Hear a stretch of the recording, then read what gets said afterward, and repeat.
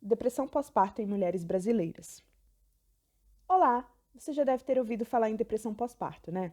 Mas você sabe de fato o que é isso?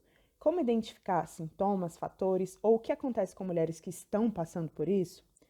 Bom, fica comigo nesse vídeo e eu vou te explicar tudo isso e mais um pouco, e até podemos quebrar barreiras que talvez a sociedade tenha empregado em sua mente sobre mitos, indiferenças e irrelevâncias sobre essa condição que não deveria jamais ser negligenciada. Por muito tempo, foi criado um tabu de que mulher, mãe, não pode sofrer uma depressão, porque a chegada de um bebê é vista apenas do lado incrível da coisa, sendo um momento mágico, um momento de felicidade plena, e é muitas vezes colocado como um momento desejado e perfeito. Sentimentos contrários a esses não são compreendidos e muitas vezes caracterizados como falhas de caráter, onde todas essas mudanças fisiológicas que acontecem com essa mulher estão sendo ignoradas. E sabia que é muitas vezes aí que começam sérios problemas? Esse é com certeza um dos fatores que influenciam a depressão pós-parto, porque algumas mulheres vivenciam vários medos e conflitos nesse período e não buscam ajuda por essa idealização da maternidade silenciar seu espaço de fala, de expor o que de fato estão sentindo. Então vamos lá. Para começar, o período pós-parto é marcado pelas alterações de humor na mulher e são classificados de acordo com a gravidade do quadro apresentado, podendo ser três tipos: lúes puerperal, a depressão puerperal e a psicose puerperal. Lúes puerperal é caracterizado por ser um período transitório. Se inicia no primeiro dia, logo após o nascimento do bebê, e pode durar até 10 a 14 dias. Cerca de 85% das mulheres vão entrar nesse quadro. Ele não é muito falado ou conversado, e as mamães precisam saber que é muito comum e que isso tem uma origem biológica. Isso é causado pela queda brusca hormonal que ocorre após a saída da placenta.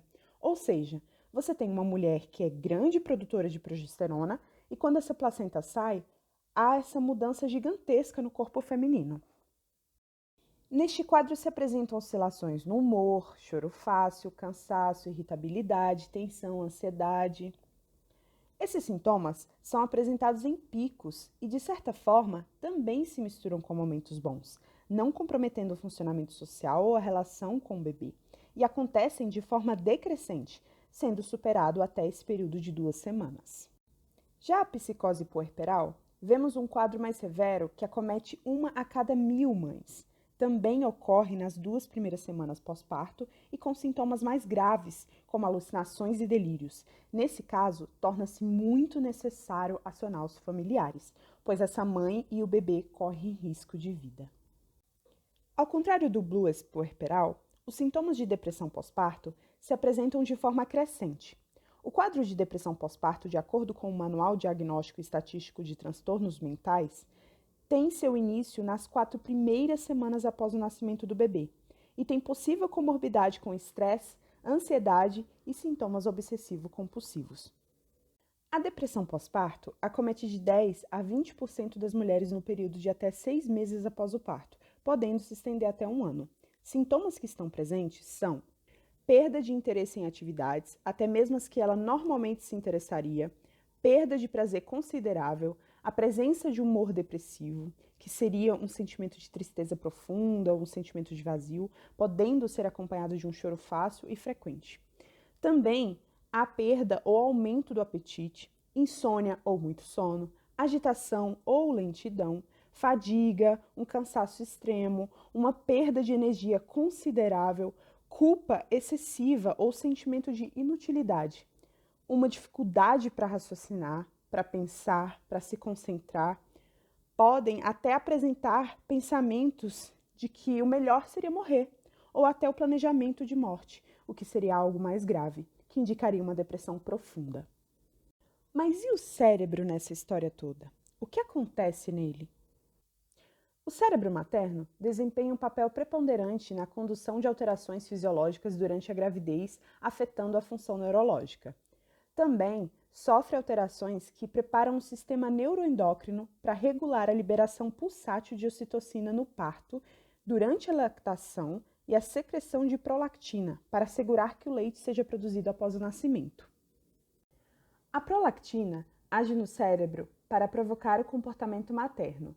Este impulso contribui para uma transição bem-sucedida da gravidez à maternidade. Um estudo com ressonância magnética no cérebro materno durante e após uma gravidez saudável, comparado ao observado nos casos de pré-eclâmpsia, mostrou que existem diminuições qualitativas no tamanho do cérebro materno no final da gravidez. Neste estudo, mostrou que a gravidez provoca alterações substanciais na estrutura cerebral, principalmente na redução do volume da substância cinzenta. As mudanças de volume de substância cinzenta previam medidas de apego materno pós-parto, um processo adaptativo que serve de transição para a maternidade. E as reduções da substância cinzenta duraram pelo menos 2 anos após a gravidez. Daí, vemos que esses dados fornecem a primeira evidência de que gravidez traz mudanças duradouras no cérebro de uma mulher. O funcionamento neural, incluindo os possíveis distúrbios, são partes relevantes para a compreensão da depressão pós-parto.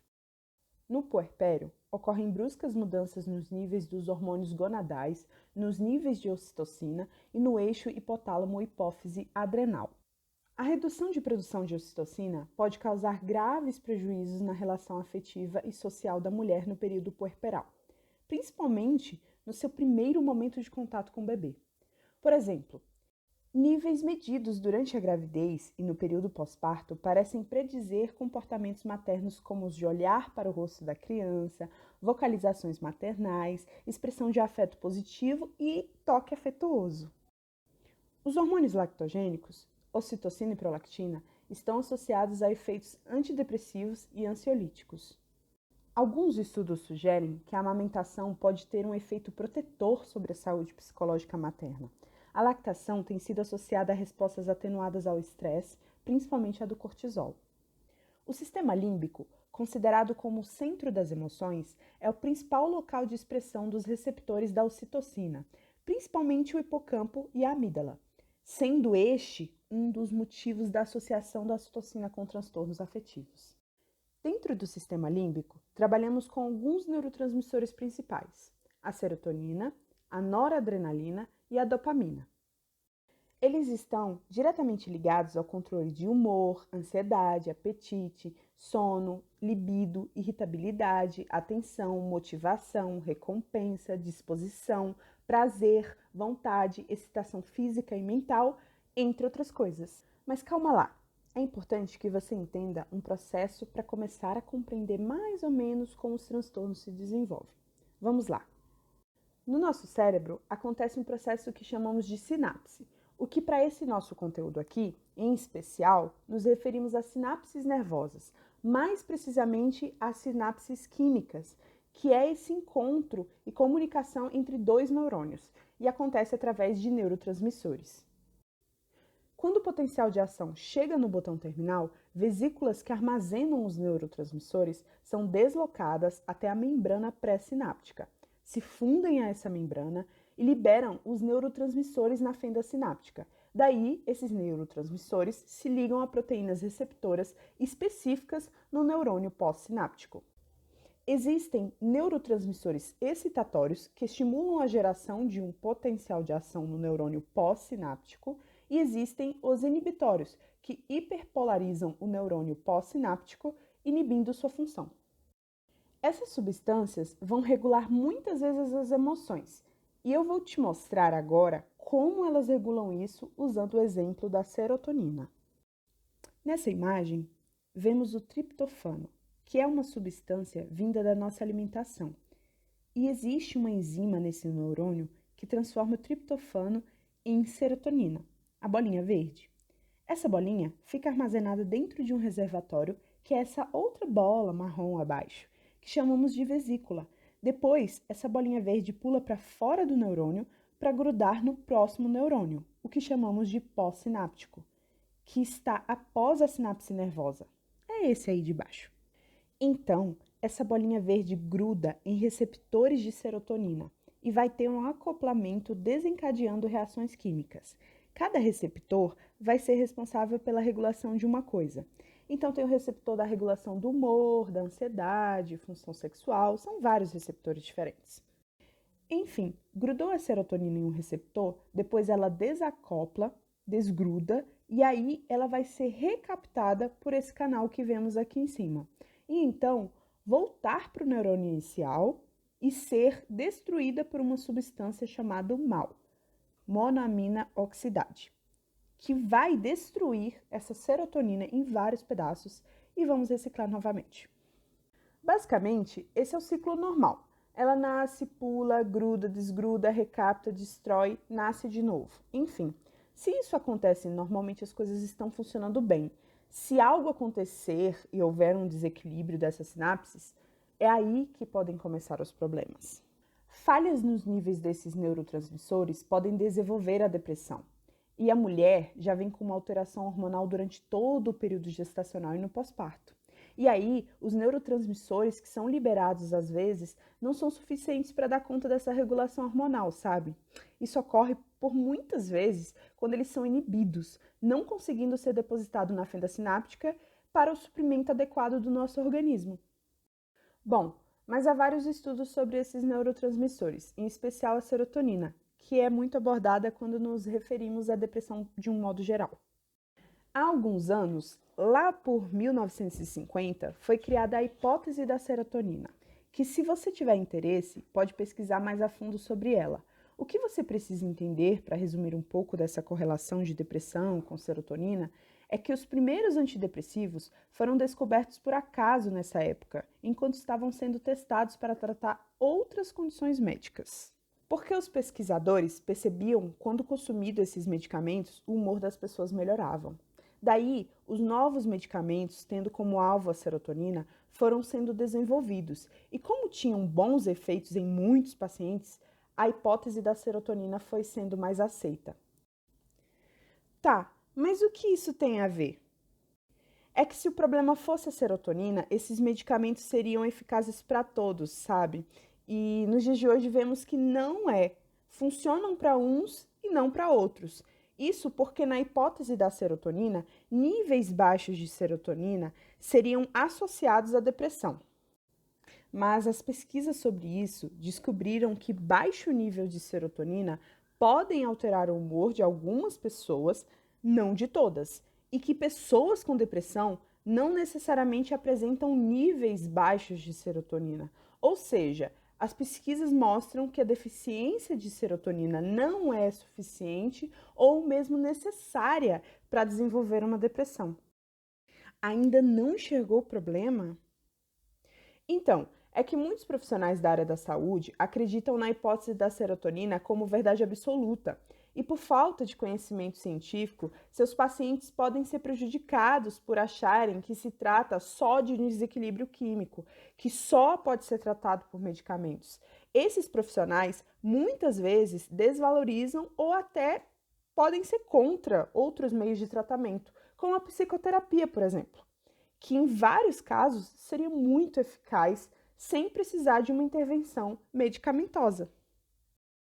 Daí vemos que a depressão pode ser causada por vários fatores em diferentes níveis de análise.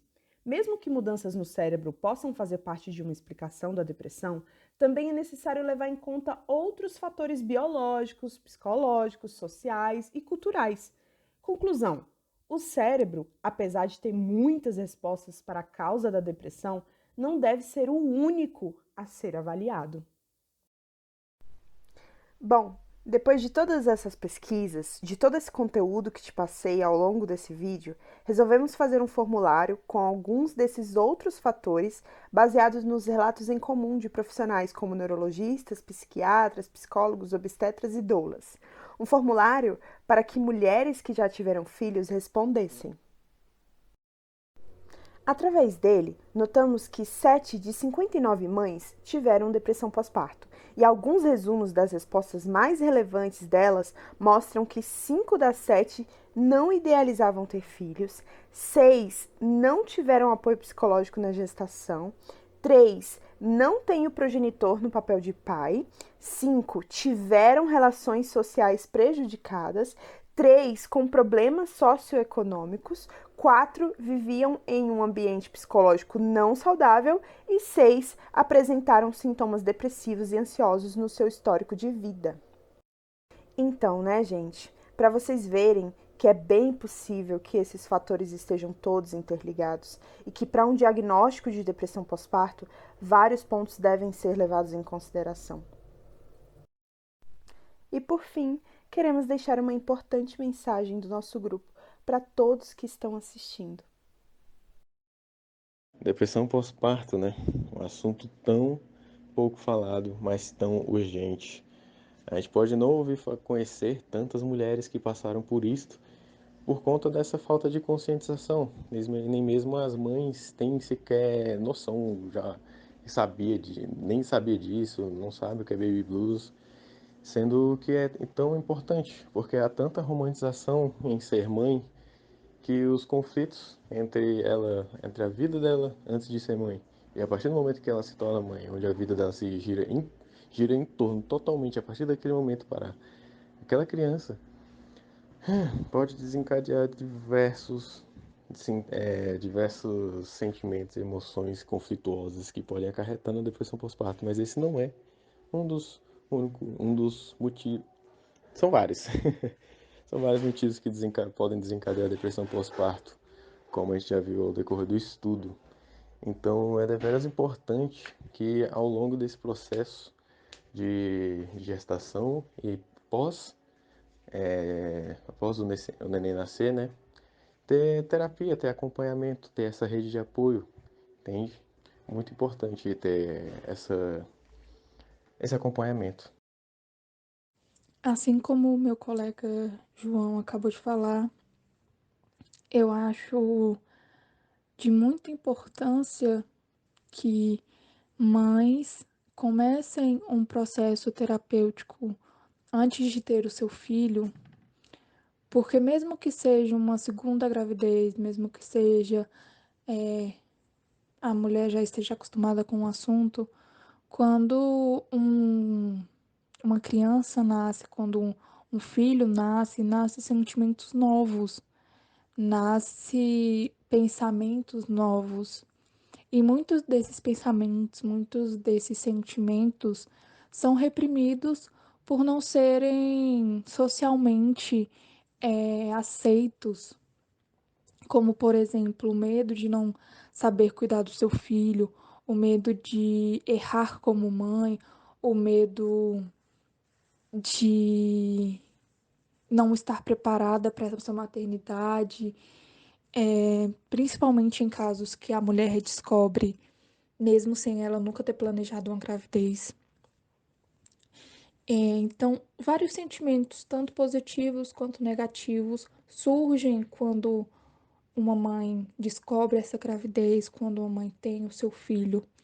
Então, para que esses sentimentos sejam realmente vividos, sejam realmente sentidos da forma correta, essa mãe precisa estar em processo terapêutico antes de engravidar, durante a gravidez, no pós-parto, no puerpério, para que essa mãe saiba lidar com os sentimentos e os pensamentos que vêm a ela em relação ao seu bebê, ao seu corpo, é, a sua nova rotina, a sua nova vida.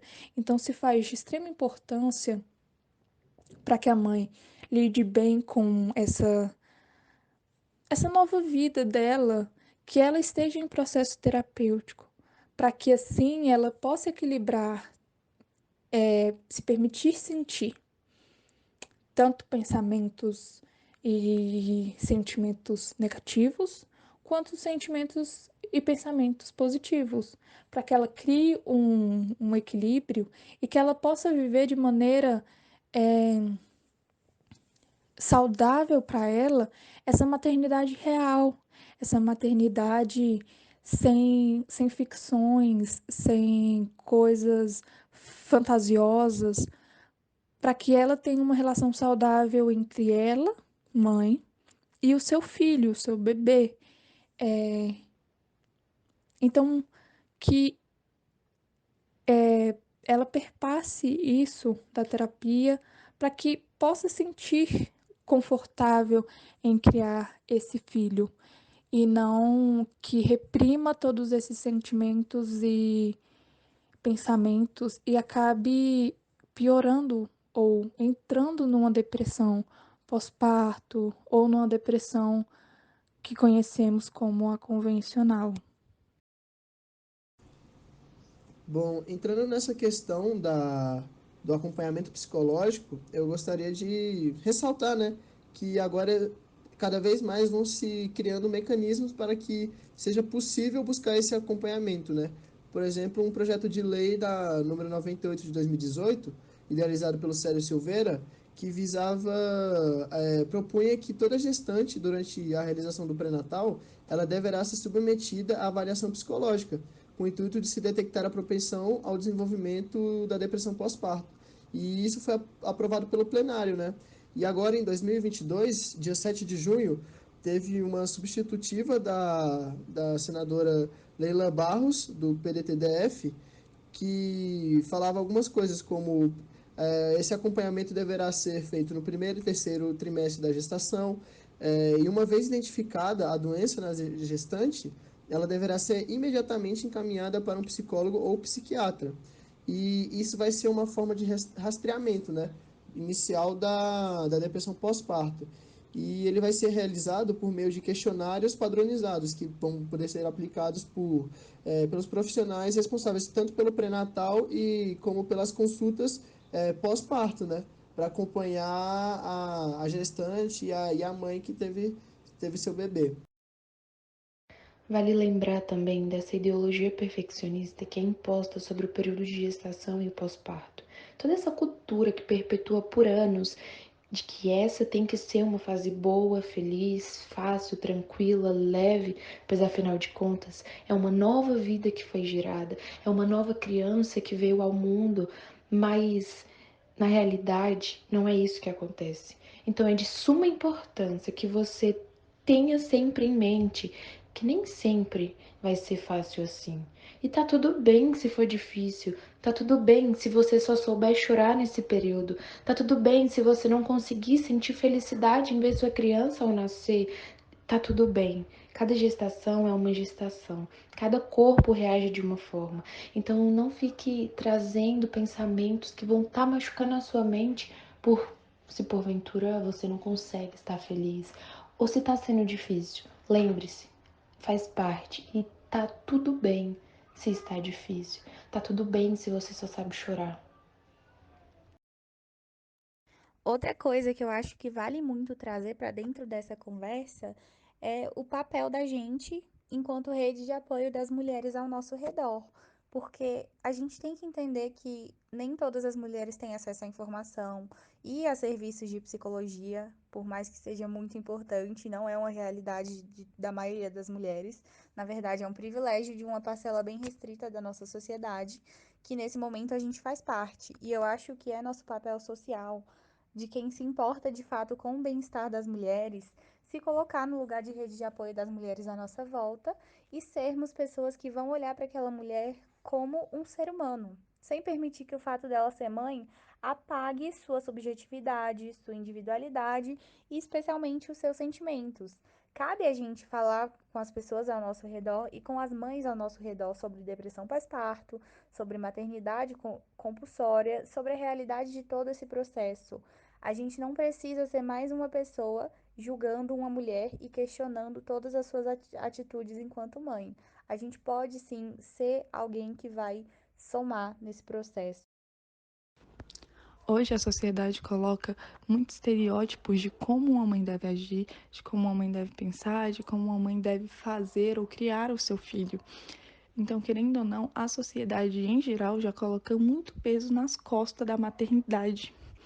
Até que a maternidade é algo muito individual, depende muito da criação de cada família.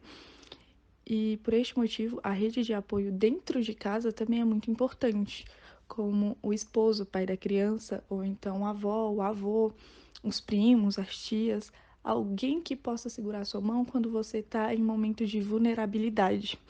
Até porque na sociedade acham que o papel da mãe é, tipo, largar tudo e viver somente para criar um filho.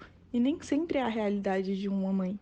Por este motivo, elas muitas vezes são julgadas ou repreendidas pelo fato de trabalhar ou pelo fato de não poder estar 24 horas com a criança cuidando do filho.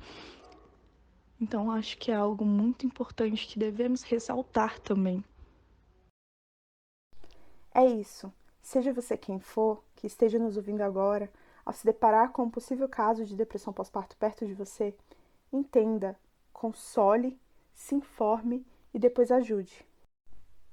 E se estiver acontecendo com você, não se isole, não se cale, não se constranja.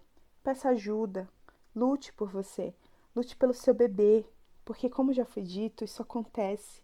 Você não está só, você tem direitos, leis que te amparam e há uma fase nova, cheia de amor para ser vivida. Então você precisa estar bem para aproveitá-la. E ser feliz está ao seu alcance, sim. São as suas escolhas que te levam a isso. Mesmo com os obstáculos, escolha você. Escolha gritar por socorro. E no final de tudo isso, saber que tudo tem solução e que você dará a volta por cima. Se cuida e um forte abraço.